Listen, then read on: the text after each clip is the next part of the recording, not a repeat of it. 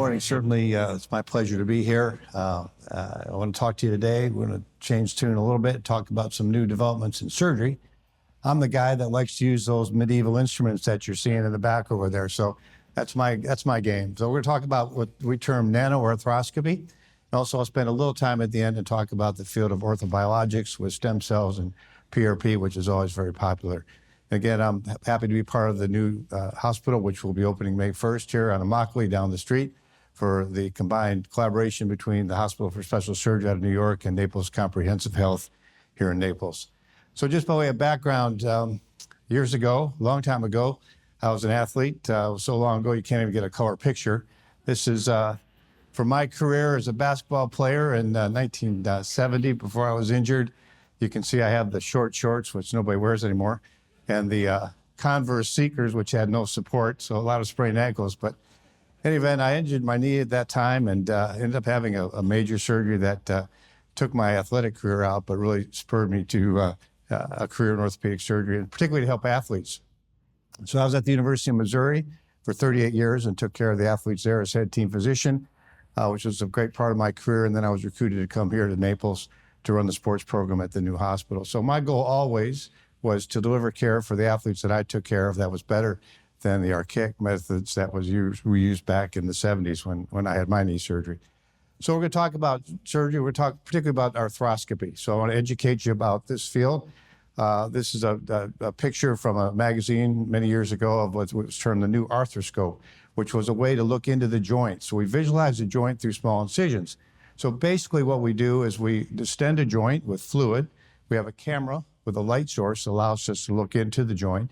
And we work in the knee, the shoulder, elbow, wrist, hip, ankle, foot. It goes back a long way. It was first described in Japan in 1918. It was brought actually to North America by Dr. Robert Jackson out of Toronto, who was a good friend with Reinhold Schmieding, who's the founder of Arthrex, and actually helped Reinhold in the early days get his company going with the new arthroscopic instruments that Reinhold was developing. So we go from what you see on the left, which is what I had done, a big giant incision that some in the room as old as me may also have these big incisions, to where we started using our scope to make smaller incisions seen in the middle for doing what we call ACL reconstruction, which is a major ligament that we work on for sports injuries. And now on the right, you can see a technique that I was involved with developing here with what we call an all-inside technique with minimal incisions. So the scope is less invasive, but things have gotten a lot better because, as we know in our world, technology changes everything, what you're seeing here today. And it's happened in the field of arthroscopic surgery for us. And that technology is the NanoScope, or the nano needle, that was developed here at Arthrex. And I just want to show you the conventional arthroscope you see here has a 6 millimeter sheath, and the camera is 4 millimeters that fits in the sheath. We have these little ports that allow us to put the fluid in, and again, the light is attached to the camera.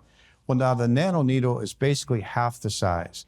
So the sheath goes from 6 millimeters to 2.4 millimeters, and the size of the actual scope is now 1.9 millimeters compared to 4. It's half the size. So to show you what a difference this is this pictorial here. You got a picture of a dime. The general surgeons use what's called a laparoscope, and that's 10 millimeters in diameter. Our traditional scope was 4 millimeters, but now look what we have, a 1.9 millimeter, basically needle scope. So the camera is a chip on a stick with a light source, and we can look into your joint now through this very small incision. So it's incisionless basically because it's a needle. And so we can do this procedure under local anesthesia now. So it's much safer. We do not have to put you to sleep to look into your joint. So that has some major advantages. No scars, less pain. We do not use narcotics postoperatively because it's so minimally invasive. And we see an inherently faster recovery with our patients with the NanoScope. So I was a part of the work that was done here at Arthrex developing the product, and I was able to do actually the first human case in July of 2019 when I was back in Columbia, Missouri. Ryan Keller here was the product manager, and so he came to Columbia, and we had 4 cases scheduled that day to do the first nano arthroscopy. So there's a picture from the operating room that day with me working.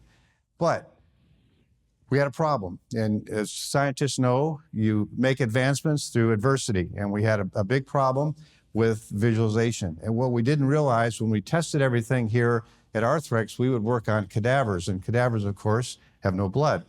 And so we could see everything just fine. But what happened in the human situation is all of a sudden we had encountered some minor bleeding, and we did not have enough flow, so I couldn't see.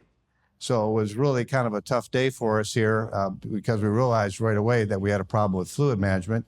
So that was a tough phone call for me that night. I had to call Reinhold and say, Reinhold, we had a problem. We didn't have enough flow. We couldn't do the procedure with the NanoScope because we just didn't have enough flow to see. But Arthrex innovation, only in 5 months, came up with a new high flow sheath. And so what this did, the adversity of that first day led to further development. And so then the Arthrex developed this high flow sheath where now we could get enough fluid through the NanoScope that we could actually see and do the work we needed to do. So this was revolutionary, and this really is what has jettisoned this into the future. So in addition to the scope, though, now we had to have small instruments because when I do work in the knee or shoulder, I have to have the instruments to do the procedure. So Arthrex has developed this whole litany of instrumentation, the medieval instruments you see in the back table there, that we use to do our work. So again, the idea of the smallness also came in the smallness for the instruments that we use, as shown here. So here's a picture of a knee joint done with the Nano, and it's high definition. It's great. Look at the visualization. That's a femur, and there's a meniscus right there. You can see very beautifully coming in here, so we can do the work that we need to do just as well with the traditional arthroscope with a small needle-sized scope. You know, we've gone from X-ray, which everybody knows about, was kind of our first way to visualize joints. Then MRI came along, and now we're to the point where the Nano, I think that we will see a point in time where you may come in with an injury, and instead of, you know, getting an MRI, we will put the NanoScope into the knee joint as an outpatient, as in a clinic, basically, just as a diagnostic procedure. It's going to be that advanced. So I think the Nano really is going to change the field of arthroscopic surgery and diagnosis as well as treatment. So where can we do the Nano? We've talked about the knee joint, but we also do it in the shoulder, elbow. Because it's small, now we can do things in the hand and wrist that never could be done before. It can be used in the hip and then the foot and ankle. So it's all over joints that we can use this particular procedure. So about the knee, this is again a case looking at a knee. This is just how it's done, where we have our small and tiny little placement of the scope on the right and our instruments on the left. We can do what we call meniscus work, which is a common arthroscopic procedure. Many of you may have had that done. We can do what we call debridement or chondroplasty. We can take out loose pieces. And now we can even repair the ACL, which never could be done before, through this tiny little scope. Many times in the knee, it's very difficult to do some more complex procedures. And sometimes we'll actually put 2 scopes in because we can see in hard places to visualize by placing 2 of the scopes in place. Shoulder, very important in the shoulder also for what we call instability, where athletes will have dislocations of their shoulder and tear what's called the labrum or the cartilage. We can fix that with the Nano. We can work on the biceps tendon. We can do some rotator cuff work. And again, it's secondarily a camera that's nice because in the shoulder, we do a lot of work in the joint, and we also do work on top of the shoulder, basically what we call the bursal space. So we have to look in 2 different places. So we can actually put a NanoScope in the joint and work up on top on the rotator cuff and see both. So really advantageous to help us do better surgery with the nanotechnology.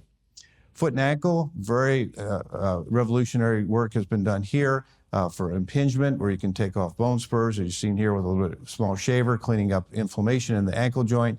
And again, small joint, but we can see very well with use of the NanoScope. It's also helpful in the ankle for fractures, and it can be used in the foot for release of plantar fascia for people who have chronic plantar fasciitis type pain. And the wrist, another advantage. Very small joint, as you can see here, but a very small needle, 1.9 millimeters. We can do work on what's called the triangle fiber cartilage, which is a cartilage that gets torn in the wrist. It can be used for ligament repair. It can be used to be treated for CMC arthritis or base of the thumb, where a lot of people have arthritic type pain. And also it's helpful for fractures, a lot of distal radius fractures. And to assure that the alignment is accurate, you can use the NanoScope at the time of fracture fixation. So a huge advancement there. This is a technique that Arthrex has developed for release of the carpal tunnel under local anesthesia. Carpal tunnel is a very common problem with pressure over the median nerve. And this particular device is totally safe, allows to release the nerve watching with the Nano. And you'll see in this video, this patient that had this procedure done is totally awake. And you'll see her just here in a second. Total procedure. Wasn't that amazing? Got it. Let's look at that Kronika time. 1 minute. The procedure time was 1 minute, basically, is all it took. And so she What's better? and walks out. How are you feeling? Done. finished. So again, this Oh, is look technology that's changing our world in surgery, making the patient's experiences that much better. Man, you're so cool.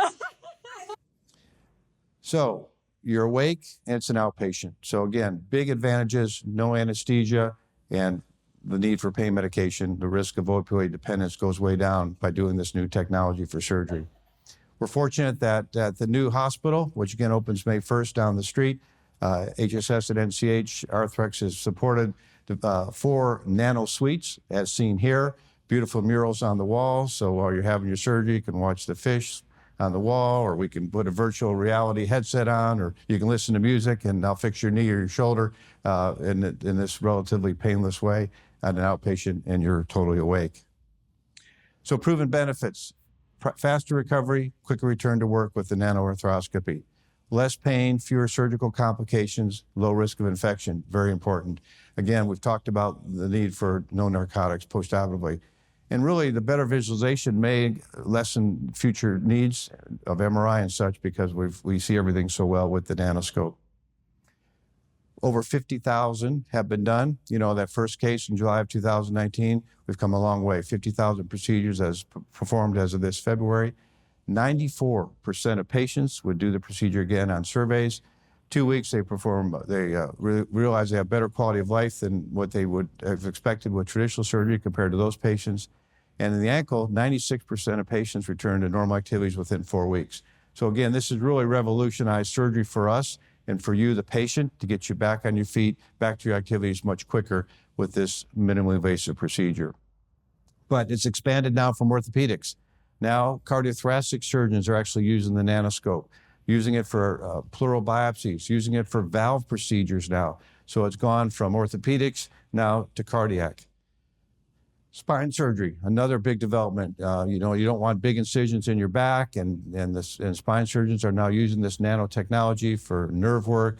They can use it for replacement of what are called pedicle screws for surgery and help with fusion. So again, the expansion of nano has gone amazingly.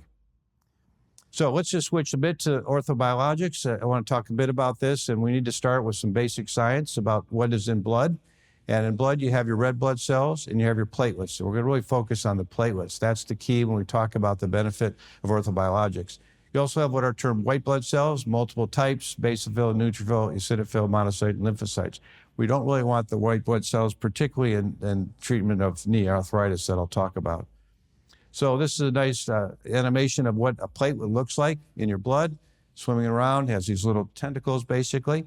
And the platelets are key because they have over 1,500 proteins and they have over 300 what are called growth factors. And the growth factors are what really make orthobiologics happen. The growth factors that are released from the platelets, they have anti-inflammatory effects, they're analgesic, they modulate healing, antimicrobial, and they're anti-degradative. So there's all these great quality of the growth factors. That's what we want to distribute if we give you an injection, say, of something like platelet-rich plasma or PRP, or if we talk about stem cells in a minute. So I think the best way to think about PRP or platelet-rich plasma, it's basically a nutrient for joint health. It's like the fertilizer to help things grow.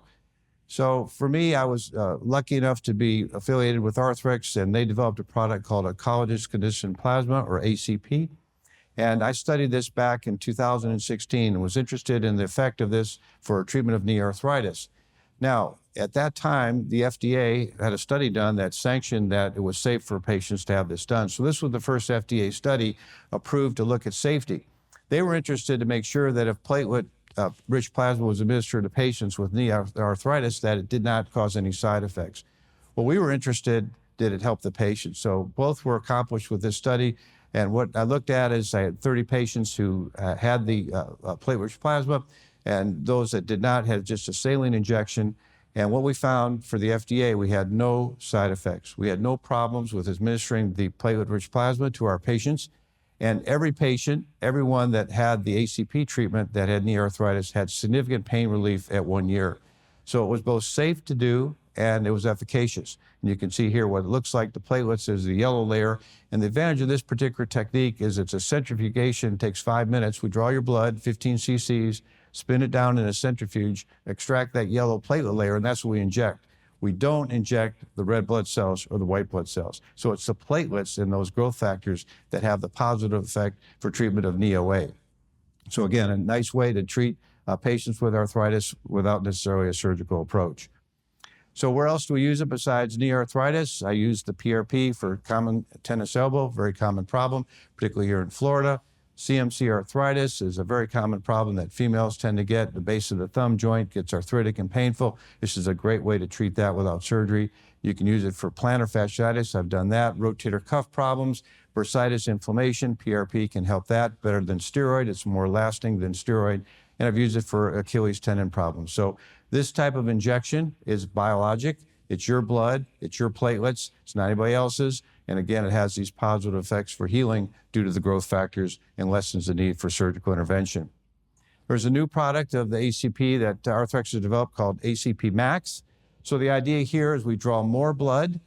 Regular ACP is only 15 cc's. This takes 60 cc's, and it's a double spin system with the centrifuge, as seen here. It takes a bit longer, but it allows us to get a higher platelet concentration.